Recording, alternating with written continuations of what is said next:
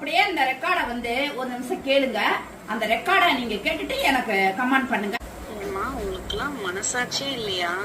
எத்தனை டாக்ஸ் இப்படி கொல்லுவீங்க உங்க யூடியூப் வியூஸ்க்காக? கொஞ்சம் கூட மனசாட்சி இல்ல. எல்லா டாக்ஸுக்கும் இன்ஃபெக்ஷனா இருக்கு, ஸ்கின் இன்ஃபெக்ஷனு. நீங்க சம்பாதிக்கிறதுக்கு வேற வழியே இல்லையாமா? அந்த குழந்தைங்களதான் ஒவ்வொன்னா கொல்லுவீங்களா? இந்த பாவம் எல்லாம் உங்களையும் உங்க குழந்தைங்க உங்க பசங்களையும் சும்மா விடுமா? பொம்பளை பிள்ளைங்களை தானேமா வச்சிருக்கீங்க. அந்த நாய்க்குட்டிங்கெல்லாம் என்ன பாவம் பண்ணுச்சு? வேற தொழில் பண்ணலாம்லம்மா இந்த இதுக்கு. உங்களை பத்தி வந்து எனக்கு அனிமல் ரெஸ்கியூவர்ஸ் நாங்க நிறைய பேத்துக்கு வந்து நாங்க ஜிபே பண்ணுவோம், சரிங்களா? அவங்க உங்களுக்காக தான் நான் மற்றவங்க எல்லாத்துட்டையுமே நான் கேட்டேன். அப்போ எனக்கு கிடைச்ச இன்ஃபர்மேஷன் தான் மேடம் இது, சரிங்களா? எனக்கு உங்களை பத்திலாம் எதுவும் தெரியாது. உங்களுக்காக நான் மற்ற அனிமல் ரெஸ்கியூவர்ஸ் நான் பேர் சொல்ல விரும்பல. நிறைய பேத்துக்கு உங்களோட வீடியோஸை நான் ஷேர் பண்ணும்போது அவங்க எல்லாம் தான் சொன்னாங்க, நீங்க வந்து பயங்கர ஃப்ராடு, நீங்க வந்து எத்தனை டாக்ஸ் உங்களோட வந்து இறந்துருக்கு தெரியுமாங்கிறது வந்து எங்களுக்கு சொன்னாங்க, சரிங்களா? எனக்கு வந்து உங்களை பத்தி தெரியாது. நான் நிறைய ஸ்ட்ரே டாக்ஸ்க்கு சாப்பாடு போடுறேன். நான் வீட்டுல 4 டாக்ஸ் வளர்த்திட்டு இருக்கேன். டெய்லி நான் சாப்பாடு போட்டுட்டு தான் இருக்கேன், புரியுதுங்களா?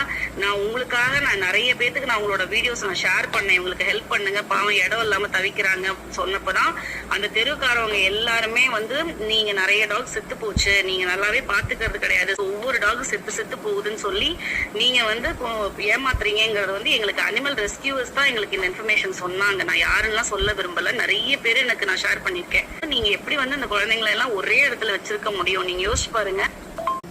நான் இப்போ வந்து ரோட்ல எத்தனையோ பிள்ளைங்களுக்கு ஸ்கின் அலர்ஜில நான் 2000ல மாத்திரை வாங்கி நிறைய பிள்ளைங்களுக்கு நான் போட்டிருக்கேன்.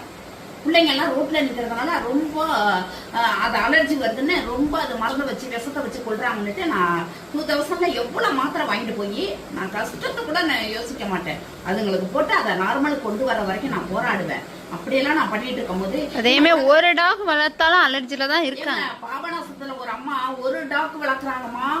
ஒரு டாக்குக்கு 10 வீடு மாறிட்டாங்க. ஸ்கின் அலர்ஜி இருக்குன்னு அந்த டாக்கு வச்சிருக்கிறவங்களுக்கு வீடே கொடுக்கல. அந்த அம்மாலாம் போன மாசம் நான் சாவ போறேம்மா, நான் மறந்த வச்சிருக்கிறேம்மா, இந்த ஸ்கின் அலர்ஜினால எங்க அப்புனா சேர்த்துக்க மாட்டேங்கிறாங்க இந்த வீட்டுல, நான் வீட்டுக்குள்ளேயே வச்சிருக்கிறேம்மா, ஒண்ணுக்க வீட்டுக்குள்ளேயே போகுதுமா, என்னால முடியலமான்னு ஒரே அழுக.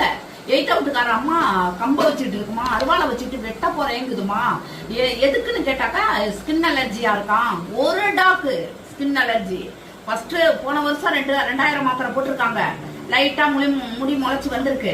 திரும்பவும் அந்த முடி பூரா குட்டி போச்சு. திரும்பவும் நிறைய மெடிசன். நானும் மாத்தி மெடிசன் சொல்லிக்கிட்டு தான் இருந்தேன். எதுக்குமே அந்த பிள்ளைக்கு அப்செட் பண்ணிக்கல எந்த மெடிசனும்.